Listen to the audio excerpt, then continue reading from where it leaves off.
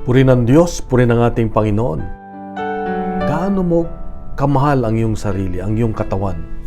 Sa Ebanghelyo makita natin na si Jesus ay galit na galit dahil ginawang palengke ang bahay ng Diyos, ang templo, ang simbahan. Kaya may paalala ng Diyos sa iyo at sa akin ngayon, kapatid, na kung gaano natin nire-respeto, minamahal ang simbahan, ganun din ang pagmamahal natin dapat na ibigay sa ating sarili, sa ating katawan, dahil ang katawan natin ay ang templo ng banal na Espiritu Santo, ang templo ng Diyos.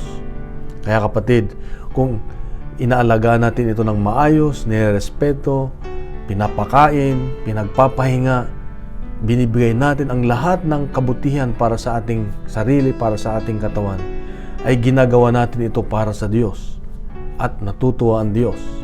Ganon din, kung minamahal natin ang ating simbahan, minamahal natin ang ating sarili, dapat mahalin din natin ang ibang tao. Irespeto natin ang buhay, ang katawan ng ibang tao. At huwag nating saktan, huwag nating sirain.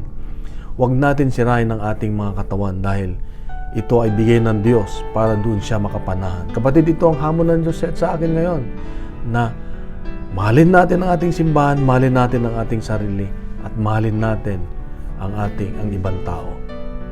Isang mapagpalang Biyernes sa iyo, sa mga mahal sa buhay, kapatid.